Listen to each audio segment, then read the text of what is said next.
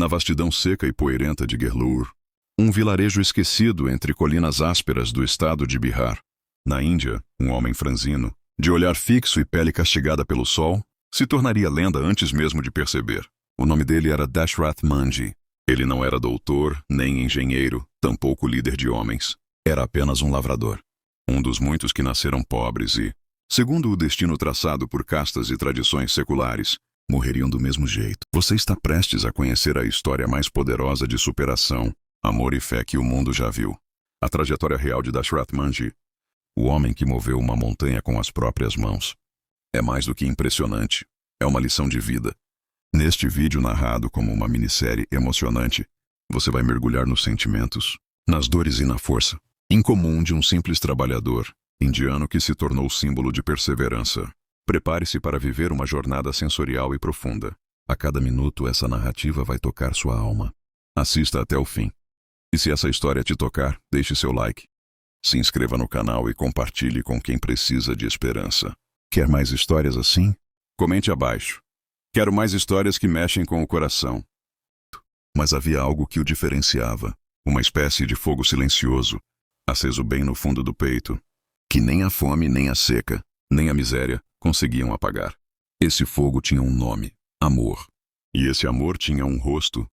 O rosto de Falguni Devi, sua esposa. Era por ela que ele acordava antes do sol, comia pouco, trabalhava muito, e seria por ela que ele faria o impossível. Mas antes de mover a montanha, ele teria que mover a si mesmo. E essa é a parte da história que ninguém contou. Porque o que começa como uma tragédia de dor, transforma-se com o tempo em um épico de redenção, sacrifício e fé inabalável. Prepare-se para mergulhar em uma das histórias mais extraordinárias que o mundo já conheceu. Não pela grandiosidade dos feitos, mas pela profundidade do coração que os realizou. Dashrath nasceu em uma Índia que ainda respirava os traços do colonialismo e os grilhões de um sistema de castas que determinava, desde o berço, quem você era e até onde podia sonhar. Ele cresceu observando a seca rachar a terra, o arroz ser contado a grãos e os olhos das mulheres se encherem de medo toda vez que alguém adoecia, porque ali doença era quase sentença. O vilarejo onde ele morava era separado do resto do mundo por uma montanha. Uma muralha de pedra que parecia zombar do povo que vivia do outro lado. Aquela montanha não era apenas um obstáculo geográfico. Era simbólica. Ela separava os pobres dos recursos, os doentes do hospital mais próximo, os estudantes da escola da cidade. E ano após ano, vida após vida, a montanha permanecia, inalterada, intocável, como uma maldição ancestral. Mas Dashrath não era de aceitar maldições. Pelo menos não sem lutar. Ele conheceu Falguni ainda jovem. Ela era delicada, de fala mansa, mas com uma força silenciosa no olhar. Eles se apaixonaram como se o mundo não estivesse desmoronando ao redor. Casaram-se cedo, com promessas simples: partilhar o pouco que tinham e resistir, juntos ao que viesse. Falguni era mais que esposa, era companheira, âncora, remédio para os dias difíceis. Ela caminhava quilômetros todos os dias para buscar água, subia e descia trilhas perigosas para comprar mantimentos. Ajudava Dashrath na lavoura mesmo quando o sol era impiedoso. E foi em uma dessas idas e vindas que o destino decidiu intervir. Um dia Falguni escorregou na encosta da montanha. O caminho era estreito, cheio de pedras soltas. O socorro era longe. Longe demais. Dashrath correu desesperado. Carregou a esposa nos braços por mais de 10 quilômetros. Mas o tempo foi cruel. Quando chegaram ao hospital da cidade, Falguni já não respirava. Ela havia partido, assim, sem aviso. Sem despedida. A dor que tomou conta de Dashrath foi diferente de qualquer outra. Era uma dor que não gritava. Ela paralisava. Ele ficou dias sem falar, sem comer, encarando a montanha como quem encara um inimigo silencioso. Aquela rocha imensa havia roubado sua esposa. Não com mãos, mas com distância, com descaso. E ali, diante da imensidão da perda, algo dentro de Dashrath se quebrou. Ou se acendeu. Ele decidiu, naquele momento, que ninguém mais perderia a vida por causa daquele obstáculo. Se a montanha era o problema, ele iria eliminá-la. Não com máquinas, ele não tinha nenhuma. Não com ajuda, ninguém acreditava nele. Mas com as próprias mãos. E com uma marreta.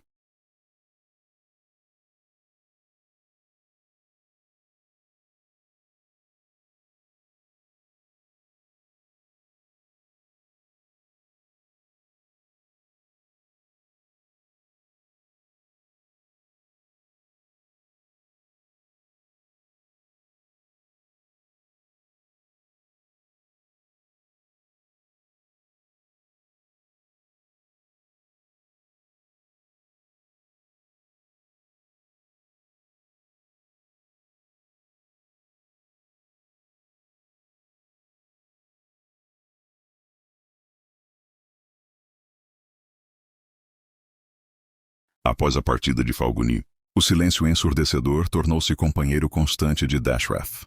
Nos primeiros dias, o vilarejo parecia conspirar para mostrar-lhe a indiferença da natureza, enquanto a montanha, imponente e inamovível, desafiava sua determinação. Foi numa manhã cinzenta, com o orvalho ainda congelado nas encostas, que Dashrath se posicionou diante da rocha colossal. Sem hesitar, a marreta pesada em suas mãos, ele começou a desferir o primeiro golpe. Cada impacto ecoava pelo vale, como se a própria terra se entristecesse com a perda irreparável. O som dos golpes misturava-se ao murmúrio do vento, carregando consigo promessas de recomeço e resistência.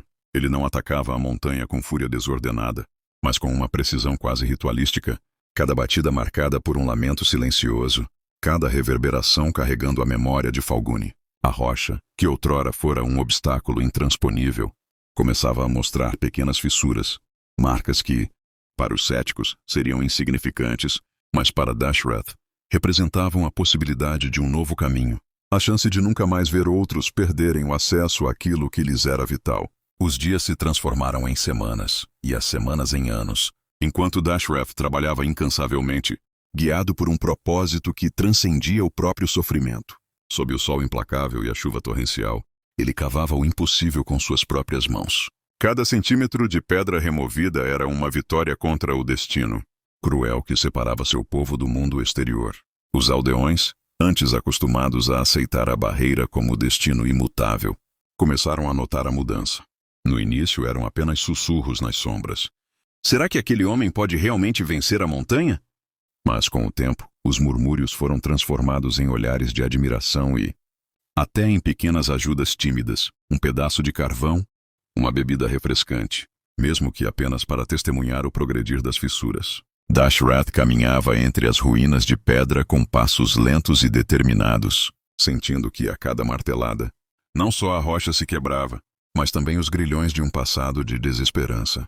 Seus músculos, endurecidos pela labuta diária, contavam histórias de dor e superação em cada cicatriz. Em cada noite solitária, ele olhava para o céu repleto de estrelas e imaginava que, ali naquela escuridão infinita, residia a promessa de um novo dia, onde sua amada Falguni sorriria orgulhosa do filho que transformara a realidade daqueles que ousaram acreditar.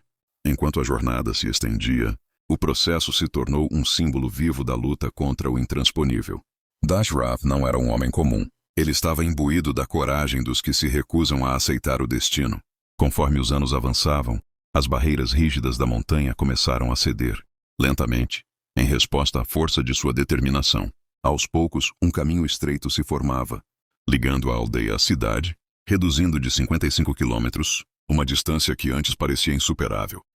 Cada passo naquele novo caminho era carregado de história. O suor de um homem simples, o eco de um martelo que batia com a força do amor e a fé inabalável de um povo que, enfim, começava a sonhar com um futuro diferente. A paisagem era transformada não apenas pela atividade física, mas pelo poder contagiante da esperança que, inevitavelmente, se espalhava por toda a região. Assim, enquanto Dashrath enfrentava pedras e intempéries, ele também confrontava e vencia os fantasmas do passado. Cada golpe era uma promessa cumprida. Cada trilha aberta, uma vitória para aqueles que, por tanto tempo, haviam sido esquecidos. Com o tempo, o corpo de Dashrath começou a carregar as marcas daquilo que a alma já havia suportado. Seus dedos estavam deformados, os calos grossos como cascos, as costas curvadas por décadas de esforço que nenhum homem comum aguentaria. Mas seus olhos ainda ardiam com a mesma chama do primeiro golpe. A cada nascer do sol, ele se punha de pé diante da montanha como se a estivesse desafiando para mais um duelo. E ela, inerte e arrogante, subestimava a força de um coração enlutado. Não havia pagamento, não havia holofotes, não havia governo que o auxiliasse. Tudo o que ele tinha era a lembrança de Falguni, e o desejo de que nenhum outro homem tivesse que carregar nos braços o corpo sem vida de quem ama. A solidão era sua companheira mais fiel, não porque ele fosse ignorado, mas porque seu propósito era incompreendido. Afinal, que tipo de louco enfrentaria a pedra com uma marreta? Que tipo de tolo acreditaria ser possível rasgar uma montanha ao meio com as próprias mãos? Mas Dashrath não era louco. Ele era fiel. E a fidelidade, quando nutrida pela dor, transforma homens comuns em lendas silenciosas. Enquanto ele golpeava pedra após pedra, As estações passavam diante de seus olhos. Os filhos dos aldeões cresciam, casavam-se, partiam. Alguns retornavam, outros não. Mas Dashrath permanecia, ano após ano, como uma estátua em movimento. Os mais velhos, antes incrédulos, agora o observavam com respeito contido. As crianças o seguiam de longe, tentando imitar seus gestos, fascinadas por aquela figura que parecia ter saído de um conto antigo. E mesmo assim ele não parava. À noite, sentado diante do fogo, cercado por pedras e lembranças, ele falava com Falguni como se ela ainda estivesse ali. Contava sobre o progresso, sobre as rachaduras que se aprofundavam, sobre os metros já conquistados. E em seu coração, cada resposta era um silêncio doce, como o vento que sussurrava entre as fendas recém-abertas. Às vezes ele sonhava com ela. Sonhava que caminhavam juntos pelo caminho que ele estava criando. Sonhava que ela ria, que o abraçava, que dizia: "Você conseguiu." E então, com os olhos marejados, ele acordava, tomava a marreta novamente e voltava ao trabalho, como se o sonho fosse apenas uma pausa entre um golpe e outro. Foi nesse cenário que um grupo de jornalistas de uma cidade próxima ouviu falar do Louco da Montanha. Intrigados pela história que soava mais como lenda, eles viajaram até Gelur para ver com os próprios olhos. E o que encontraram foi um homem sujo de poeira, pele queimada pelo sol, corpo magro e ossudo, mas com uma presença que silenciava até os mais céticos. As câmeras registraram suas mãos calejadas, o som ritmado da marreta, a trilha escavada que já serpenteava por entre as rochas como uma cicatriz aberta. E pela primeira vez o mundo fora do vilarejo ouviu o nome de Dashrath Manjhi. Repórteres voltaram com lágrimas nos olhos. O governo, até então ausente, começou a se mexer, pressionado pela repercussão. Mas Dashrath não buscava fama, nem agradecimentos. Quando perguntado por que fazia aquilo, sua resposta era sempre a mesma: "Para que mais ninguém perca alguém como eu perdi." Não era heroísmo, era amor que se recusava a morrer. Com a chegada da mídia e a repercussão nacional de sua história, a figura de Dashrath Manjhi ultrapassou os limites de Gelur e se espalhou como um sopro de esperança por toda a Índia. Mas para ele, tudo continuava igual. Ele ainda acordava antes do sol, preparava seu café ralo e, com a mesma marreta que empunhava havia décadas, retornava ao seu posto na encosta. As visitas de jornalistas, políticos e curiosos não o distraíam. Ele era educado, sim, mas objetivo. Não estava ali para entrevistas. Seu trabalho era sagrado. Ao passo que o caminho entre a vila e a cidade ganhava forma, os olhos da nação começavam a entender o que aquele homem havia feito. Reduzir de 55 quilômetros para menos de 15, a distância entre o hospital mais próximo e sua aldeia, salvando vidas que antes seriam perdidas pela demora. Ainda assim, Dashrath não se colocava como herói. Dizia apenas que estava fazendo aquilo por amor. E o amor para ele nunca foi conceito, foi prática. Era suor, era pedra rachada, era sacrifício que não pede reconhecimento. Enquanto as manchetes o chamavam de o homem que moveu a montanha, ele só queria ter feito o que era certo. Nos vilarejos ao redor começaram a surgir pequenas homenagens. Escolas escreveram seu nome em murais. Professores contavam sua história como lição de perseverança. Algumas crianças começaram a brincar de abrir caminho, imitando com paus os gestos de martelo que viam de longe. Dashrath havia se tornado, sem querer, um símbolo de resistência silenciosa. Mas nem toda fama vem sem feridas. Alguns tentaram se aproveitar de sua imagem. Promessas políticas surgiram. Propostas de usar máquinas para terminar o serviço apareceram. Mas Dashrath, com sua lucidez dolorosa, recusava. "Se quiserem ajudar, tragam comida para os pobres da vila", dizia. Ele não queria ver sua história sequestrada por vaidades alheias, porque para ele cada pedra removida era um ato íntimo, um lamento, uma prece. E mesmo agora, já mais velho, com os joelhos falhando e os olhos menos firmes, ele não deixava de trabalhar. O caminho precisava ser concluído, não por ele, mas por todos que ainda viriam. Foi numa manhã fria, em pleno inverno, que Dashrath sentiu o corpo ceder, um desmaio repentino. Levaram-no ao hospital. O mesmo que antes era inalcançável, e os médicos diagnosticaram um quadro avançado de câncer. Era como se, depois de cumprir sua missão, o corpo finalmente tivesse pedido para descansar. Durante o tratamento, muitos vieram visitá-lo. Jovens, idosos, jornalistas, até políticos. Todos queriam ouvir sua história da sua boca. Mas Dashrath, cada vez mais frágil, pouco falava. Seus olhos, porém, continuavam vivos. E quando lhe perguntavam se estava arrependido por ter dedicado a vida inteira a uma tarefa tão insana, ele apenas sorria. porque no seu silêncio havia a certeza de que sua dor tinha se transformado em ponte, que sua perda, em vez de ser sepultada, fora esculpida na rocha como caminho para os que ainda viriam. Seu nome, que um dia foi sinônimo de loucura, agora era sinônimo de fé. O hospital, com seus corredores frios e paredes de azulejo pálido, parecia o oposto exato da montanha. Mas para Dashrath, ambos impunham silêncio. E mesmo ali, preso a fios, cercado por aparelhos que apitavam em ritmos que não eram os da marreta, ele permanecia calmo. Aquele velho corpo castigado não tinha medo da morte. Ele já a conhecia. Ela já havia tocado sua vida uma vez quando levou Falguni. O que o sustentava, agora, era a serenidade de quem cumpriu aquilo que o coração mandava, mesmo que o mundo duvidasse, mesmo que a lógica gritasse o contrário. E foi nesse estado, meio entre a lucidez e o cansaço, que Dashrath passou seus últimos dias. De tempos em tempos, ele pedia para ver fotos da estrada que abrira, a trilha de pedras partidas, a passagem entre os morros que antes era impossível. Ele sorria, como se cada imagem fosse uma confirmação de que o amor pode, sim, mover aquilo que parece intransponível. Eu fiz por ela, sussurrava, mas ficou para todos. No dia em que Dashrath Mandi morreu, a vila silenciou. Não como quem perde um velho, mas como quem assiste ao fim de uma era. Os homens abaixaram suas ferramentas, as mulheres se reuniram em lágrimas contidas, e as crianças que não entendiam tudo, sentiram que algo grande havia terminado. O governo declarou luto oficial. Alguns jornais escreveram editoriais sobre o herói da montanha. Mas nas vielas de Gelur, seu nome era falado com carinho, como quem fala do avô que jamais desistiu.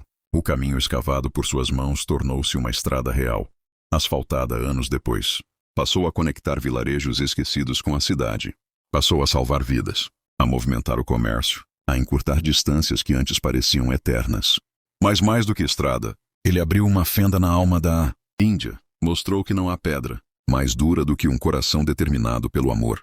Dashrath não foi político, não foi engenheiro, não foi herói de capa, mas foi um marido.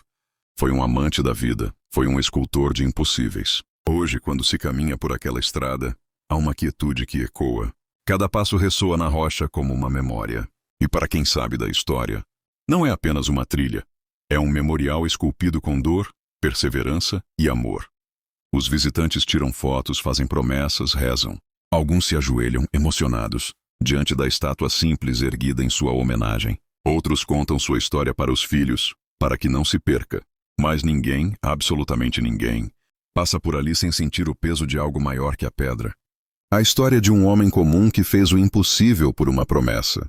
E essa promessa, gravada em cada metro daquela estrada, sussurra eternamente aos que ousam duvidar da força do amor.